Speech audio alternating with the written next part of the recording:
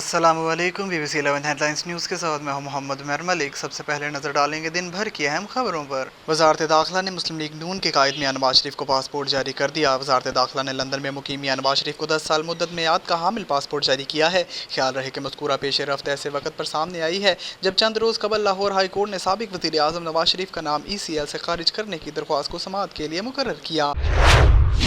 Islamabad high court ने PTI foreign funding case का फैसला 30 रोज में सुनाने का सिंगल बेंच का फैसला मुअत्तल कर दिया। हाई कोर्ट के चीफ जस्टिस अतहर मनोला ने ममनुआ फंडिंग केस में इलेक्शन कमीशन के खिलाफ PTI की दरख्वास्त पर समाअत की।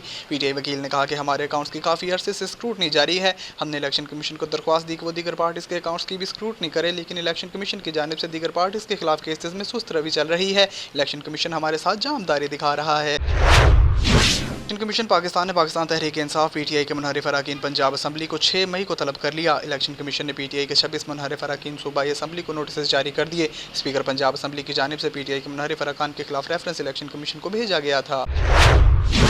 वफाकी वज़ीर इत्तलात मरियम औरंगज़ेब ने पाकिस्तान तहरीक इंसाफ PTI के रहनुमा फवाद चौधरी पर कड़ी तनकीद करते हुए इन खबरों की तरदीद की है जिसमें दावा किया गया कि वज़ीर आज़म शहबाज शरीफ चार्टर्ड तैयारे में उम्रा के लिए सरकारी खर्चे पर सऊदी अरब जा रहे हैं। इन्होंने समाजी राब्ते की वेबसाइट ट्विटर पर फवाद चौधरी के बयान पर रद्द-ए-अमल देते हुए कहा कि साबिक वज़ीर इत्तलात को सहाफ़ियों के खिलाफ ऐसा बेखुदा बयान देते हुए शर्म आनी चाहिए। वज़ीर आज़म किसी चार्टर्ड जहाज़ पर नहीं जा रहे। फेक न्यूज़ PTI की पहचान और झूठ तुर्रा इम्तियाज़ है।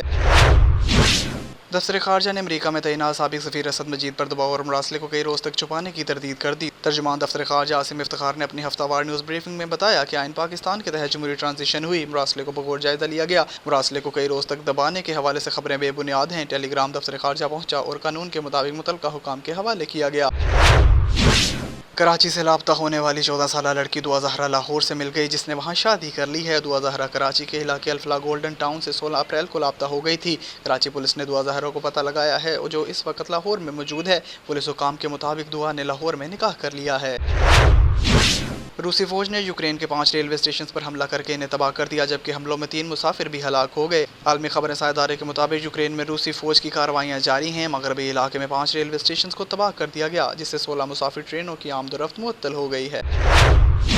कौमी क्रिकेट टीम के साबिक कप्तान शाहिद आफरीदी ने डिपार्टमेंटल क्रिकेट की बहाली की हिमायत करते हुए कहा है कि क्रिकेट बोर्ड को खुद मुख्तार होना चाहिए। तफसीलात के मुताबिक सुबह पंजाब के दारुल हुकूमत लाहौर में मेगा स्टार लीग की लॉन्चिंग तकरीब से खिताब करते हुए शाहिद आफरीदी का कहना था कि क्रिकेट बोर्ड को खुद मुख्तार होना चाहिए। मामलात को इस्लामाबाद तक नहीं जाना चाहिए। जो भी सिस्टम बने इसको चलने का मौका मिलना चाहिए। अब तक के लिए इतना ही। मज़ीद खबरों से बाखबर रहने के लिए देखते रहें BBC 11 हेडलाइंस न्यूज़। आप हमें YouTube, Facebook और Twitter पर भी फॉलो कर सकते हैं।